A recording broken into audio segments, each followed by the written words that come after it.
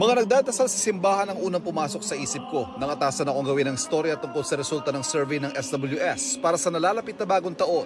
96% daw ng mga Pilipino haharap sa bagong taon na may pag-asa.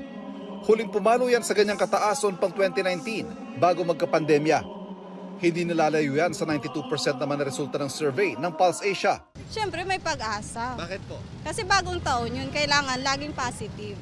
Laging may pag-asa pagkat nandiyan ang Panginoon palaging sa atin ay sumusubaybay. Bawat isa sa aming mga nakausap haharapin ang bagong taon na puno ng pag-asa at nakaugat ang pag-asang ito sa kanilang pananampalataya. Malaking bagay na bumalik yan sa ganyang kataas kumpara nung taong 2020 o 2021. Bukod sa pagharap noon sa epekto ng pandemya, may iba pang pagsubok na hinarap ang marami sa atin. Tulad ni Margaret Piol na tubong Taal, Batangas. Yung pagputok ng bulkan, na benamanuhan na po kami doon.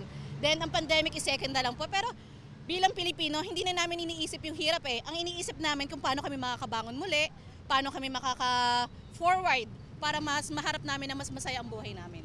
At para bang nagkatotoo kay Margaret ang kasabihang tatluhan kung tumama ang mga dagok sa buhay. Taong 2021, naghiwalay naman sila ng kanyang asawa. Pero kahit daw noon, kung tinanong ko siya kung haharap siya sa bagong taon na may pag-asa, malinaw na oo raw ang isasagot niya. Hindi ko po kasi siya iniisip na negative eh. Iniisip ko lang na lahat ng bagay may dahilan kung ba't nangyayari.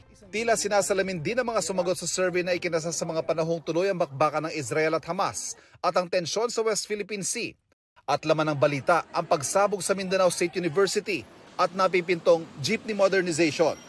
Patunay na buhay ang pag-asa ng bawat Pilipino na ang bagong taon ay pagkakataong mapabuti ang buhay, lalo kung lalakipan ng sipag at panalangin.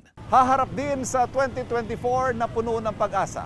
Para sa GMA Integrated News, Ivan Mayrina, nakatutok, 24 oras.